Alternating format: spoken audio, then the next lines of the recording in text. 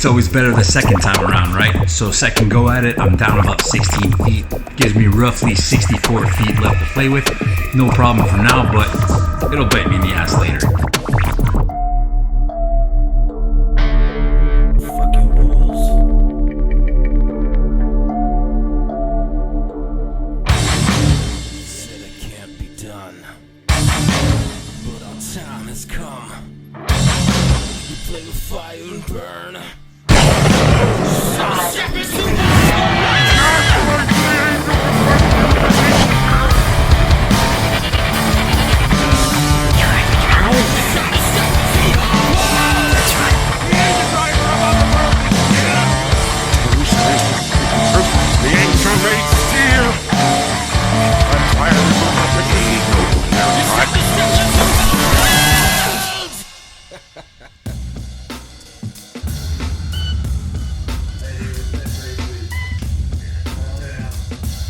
Starting fresh now with another set of pipes, I make sure that I get my measurements down pat. Now, there's 2 different bending points on each side, so I measure from the center out.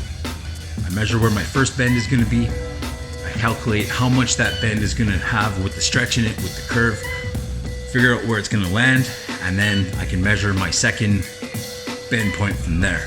So everything's measured out before the pipe even hits the inside of the pipe bender. First step is to do the most aggressive bends, because those are always the toughest to get exactly accurate both sides.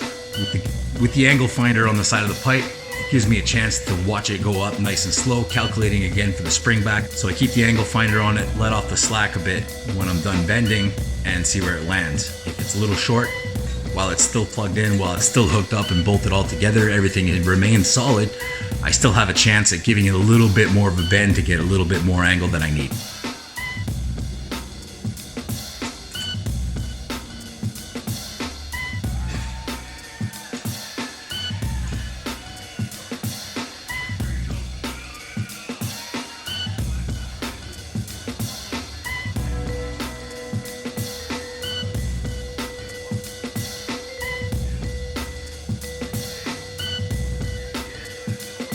This time around, I'm taking extra care to perfectly measure out all the markings of where my bends are going to begin. That way I can figure out where the end and the next one's going to start. So putting it all back inside with most of the bends done, I'm getting the 3rd and 4th bends done now. I had to make sure that the clamp was good and tight on the bender, make sure that everything is snug, nothing's moving. Go around with the angle finder, check all the angles, left to right, forward to back, up and down. At this point, when all the bends are done, it has to make a complete 180, so that I'm gonna have a 0 degree and 90 degree on each side, or it'll be easier to measure when it's all done, but you know you're on the right path when it's all measuring out square. Getting all that done, I noticed that when I put it on the floor to measure it with my markings, I actually bent a little further than I was supposed to, and it's got a tighter angle than it should, making the floor bars closer to each other than they should be. So I'm gonna have to find a solution for this, but because it's a roll cage and I'm gonna have to have many braces inside of it to make sure it's good and strong and safe, that's not gonna be a problem because I have many options to play with here.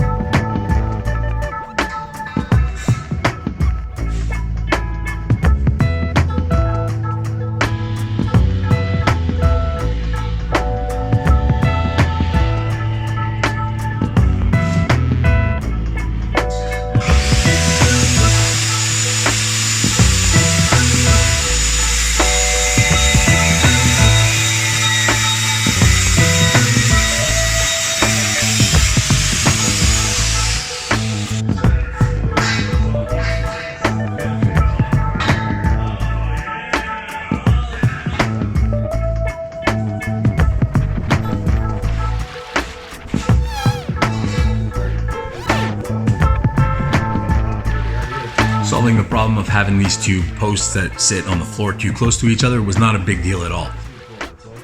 I simply screwed in a piece of 2x4 into the bottom of the shelf, the pad that I have across the floor, and I used the corners of that to keep the cage stretched out far enough like it should be. Make sure I had the proper distance in it. That way it stayed there, it stayed down nice and snug, while I was able to cut out another piece which was going to be a lower crossbar for the main hoop anyway.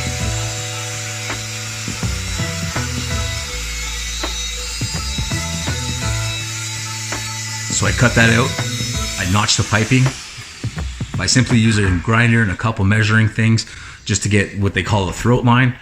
Grinding that out with the grinder, and it gets you really close to sitting and onto the pipe as if you use the notcher. So maybe I'll do a video to show you guys that, but if not, there's other videos online on YouTube you can check out and figure all that out. But if there's somebody that wants to see that, throw it in the comments and I'll give you a quick rundown how I do it.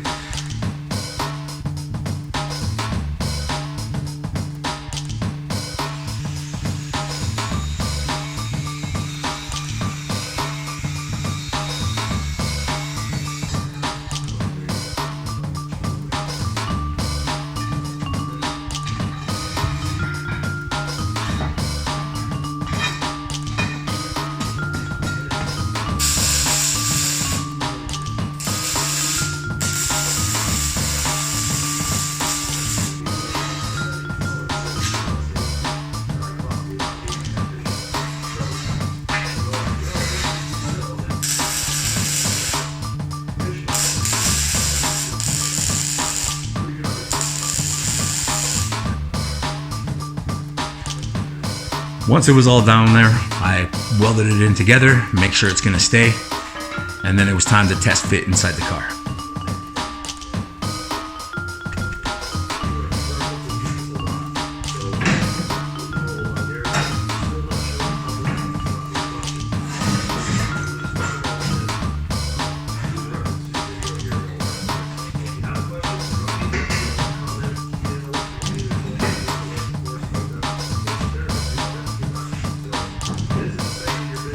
Finally, this time, a victory. The main hoop is now in the car, it fits, the crossbar is in it, holding it at the proper measurements. It looks great. The only thing I had to do now was cut up the sides of it a little bit, because to clear where the doors sit, I'm gonna have to take a couple chunks of metal out of it, and at the same time it gives me a chance to clean up the inside of the cab where the piping is gonna be, so that I can have gussets that actually go from the roll cage tubing to the chassis of the car.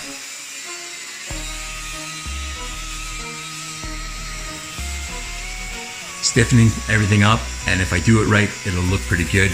It'll be much safer, much more solid. The idea of make this thing one big solid triangle so that it'll take any kind of hit and I can be safe inside along with my passenger.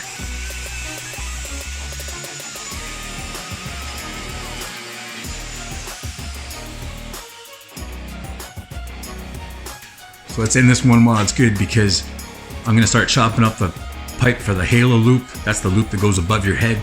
And it's getting a little tough to do this on my own, to hold all the piping in place and get everything lined up and hold it and tack it and weld it and check it and measure it.